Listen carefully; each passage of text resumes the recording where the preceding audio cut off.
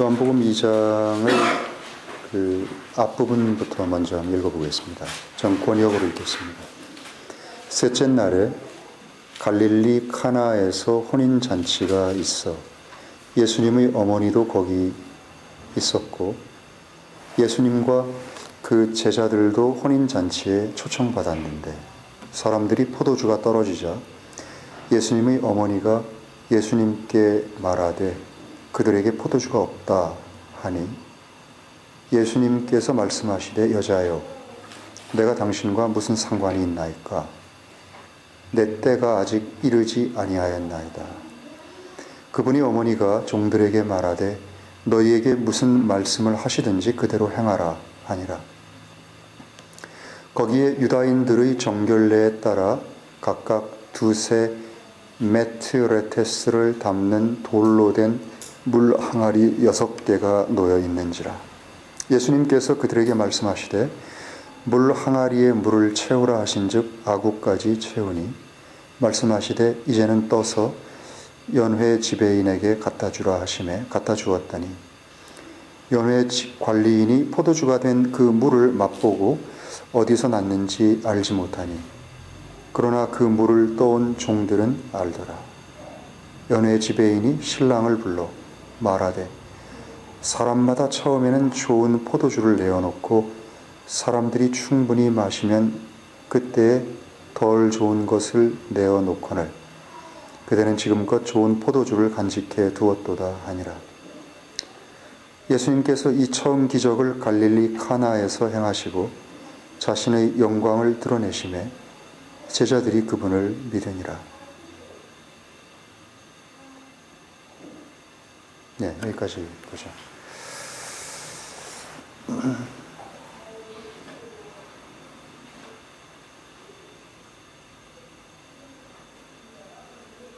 이게 예수님의 처음 기적이에요. 근데 물론 이게 처음 기적이라고 기록이 되어 있으니까 우리는 처음 기적인 줄 알죠.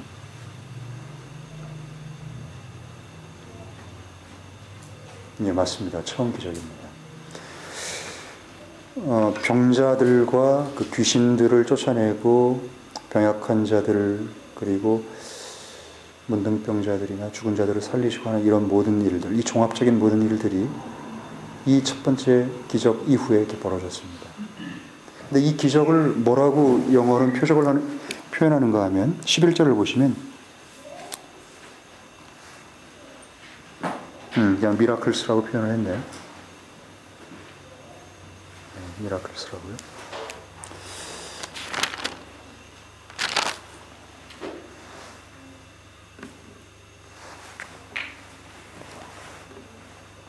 또 표적이라는 말이 여러분 있습니다.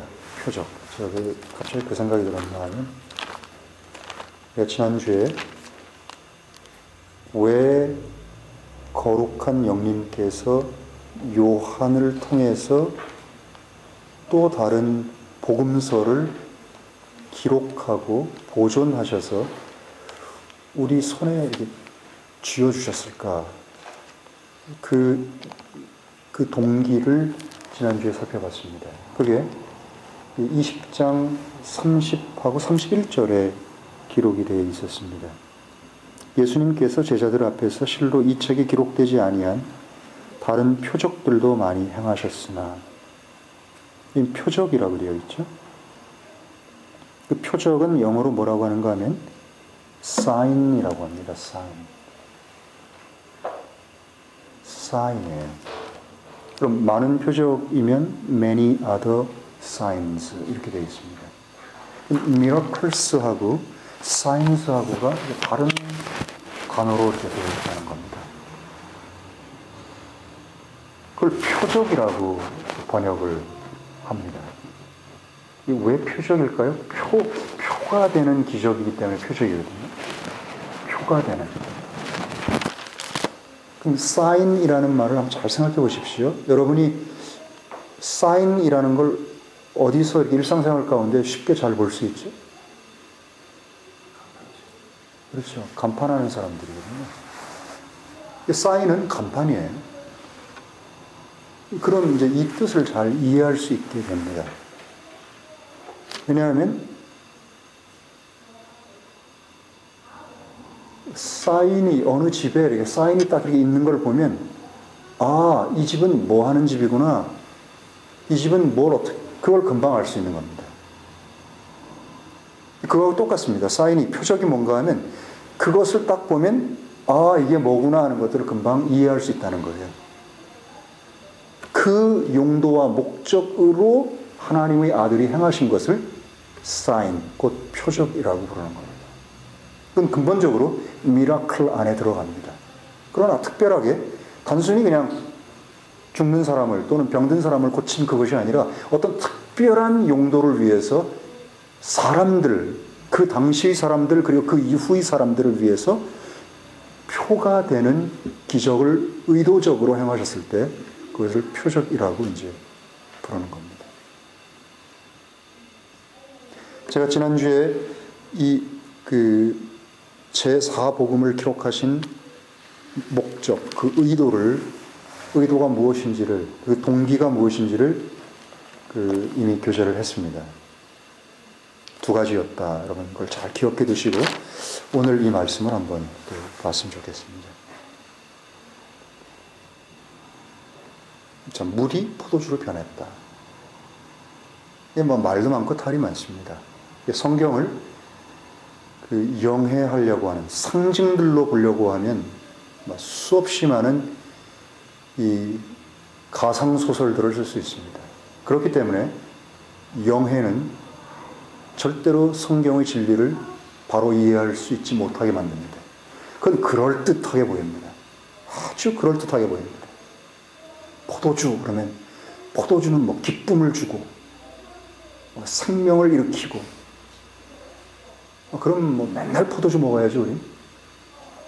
이런 식으로 항상 이 스피리추얼라이제이션, 이 영해는 결국 이 알렉산드리아의 오리겐으로부터 시작됐습니다. 아주 사악한 무리들로부터 시작된 성경의 해석법입니다.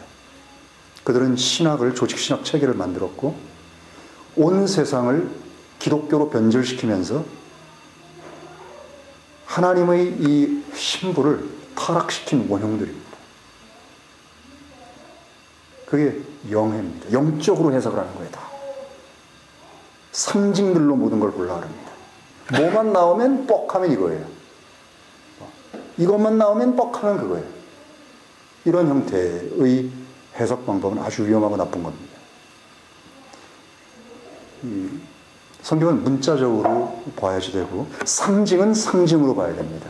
문자는 문자로 보고 그게 바른 진리 해석 방법입니다. 영해는 절대로 아닙니다.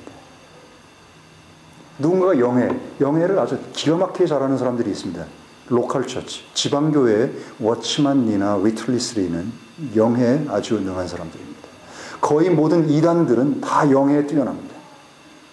이건 뭘 상징하고 이건 뭘 뜻하고 이건 무엇이 있고 이 안에 깊은 의미가 담겨져 있고 이렇게 해서 시작하는 것들이 전부 영해입니다.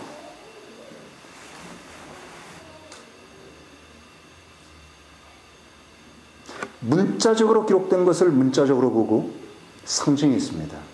상징을 사용해서 비유나 은유나 직유로 하나님이나 하나님이 대언자들을 통해서나 또는 하나님의 아들이 말씀하실 때는 그 말씀하신 그분이 사용하신 상징과 은유, 직유, 이 비유 그것을 그분이 어떠한 의도와 어떠한 용도로 그것들을 말씀하셨는지를 파악한 상태에서 상징을 상징으로 해석해야 되는 겁니다.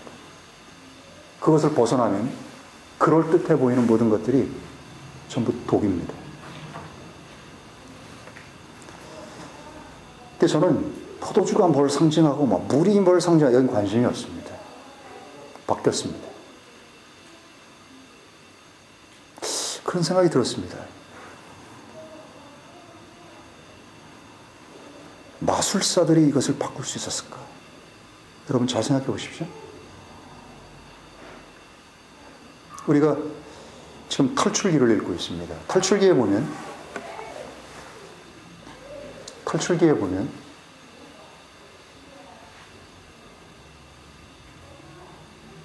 모세스와 아론을 하나님이 보내신 이스라엘의 주 하나님께서 보내신 증거를 보이기 위해서 여러 가지를 모세스와 아론에게 주셨고, 그리고 그것들을 이집트의 파라오 왕 앞에서 그가 이렇게 펼쳤을 때 그 당시에 머지션들이, 이집트의 마술사들이 따라한 게 있었습니다. 그렇죠? 뭘 따라했죠? 지팡이를 뱀으로 만드는 걸 따라했습니다. 또 이집트의 강물을 피로 물들게 하는 것도 따라서 했습니다. 또 뭘 따라 했습니까? 개구리를 만들어내는 것도 따라서 했습니다. 성경을 통 안 읽으시는군요. 목요일날 모임을 안 가지니까 더더욱 그런 모양이죠. 그 다음에 이를 만들어내는 것은 하지 못했죠. 그렇죠? 근데 마술사들이 순수하게 마술사의 인간적인 능력으로 그것들을 했을까요? 그렇지 않습니다. 그 안에 타락한 천사가 있었습니다. 그들 배후에는. 그 천사의 능력이 그것들을 한 겁니다. 우리는 그 천사가 사탄과 그 하부 조직이라는 걸 알고 있습니다. 그들은 능력이 있는 자들입니다. 그들 이름 가운데는 파워라는 이름이 있습니다. 천사들의 계급 가운데는 파워가 있습니다. 권능이 있어요. 자, 여기 물을 포도주로 만드신 예수님의 첫 번째 기적이 나옵니다. 근데 제가 지금 교제하려고 하는 내용은 뭔가 하면 이것이 뭐 마술이냐 진짜가 바뀌었냐 뭐 이런 얘기가 아닙니다. 그건 뭐 가치가 없는 얘기고, 예수님께서 무엇이 예수님으로 하여금 이 기적을, 첫 번째 기적을 행하게 만들었을까 하는 겁니다. 여러분이 그것을 요한복음 2장을 읽으시면서, 그것을 묵상하시면서 찾으셨는가 또는 찾아보셨는가? 무엇이? 여기 보십시오. 4절에 여자여 내가 당신과 무슨 상관이 있나이까? 내 때가 아직 이르지 아니하였나이다. 이게 동의의 뜻입니까? 거절의 의사입니까? 거절의 의사죠. 동의하지 않으신 겁니다. 그런데 결국 그분은 하셨습니다. 그래서 이 로마 카톨릭은 이 요한복음 2장을 둘러대고 그 이후에 그들 나름대로의 신화를 만들어낸 겁니다. 그거 봐라. 예수님께서는 아들이시기 때문에 어머니를 워낙 공경하고 어머니의 말이면 꼼짝을 못한다. 그러니까 마리아에게 기도해라. 그럼 마리아가 하나님의 아들은 거룩하고 위엄있고 권세있고 의롭고 빛나고 그런 분이시어도 그건 다 남자들이니까, 그래서 함부로 우리가 찾아가가지고 말하고 부탁하고 떼쓰고 그러면 혼나고 벌받고 하니까 그분은 노엽게 우리들을 채찍질 하시니까 그에게 가지 말고 여기 아버지 하나님 말고 엄마 하나님이 있다는 거예요. 하늘의 황혼. 여기 마리아가 있는데 그 마리아에게 찾아가면 마리아는 온유하고 부드럽고 그리고 나서 섬세하면서 우리들의 모든 것들을 다 안아주시고, 자 아빠와 엄마를 보라. 너희들 삶 속에서 아빠는 화내고 아빠는 엄하고 아빠는 신경을 내고 엄마는 다 받아주고 엄마는 모든 것들을 다 끌어안고 엄마는 눈물 흘리고 엄마는 너희들의 모든 것들을 다 희생적으로 안아주고, 그것처럼 여기 엄마 하나님이 계신데 엄마 하나님에게 나아가면 그 엄마가 예수님에게 말한다는 거예요. 아들아, 여기 지금 진품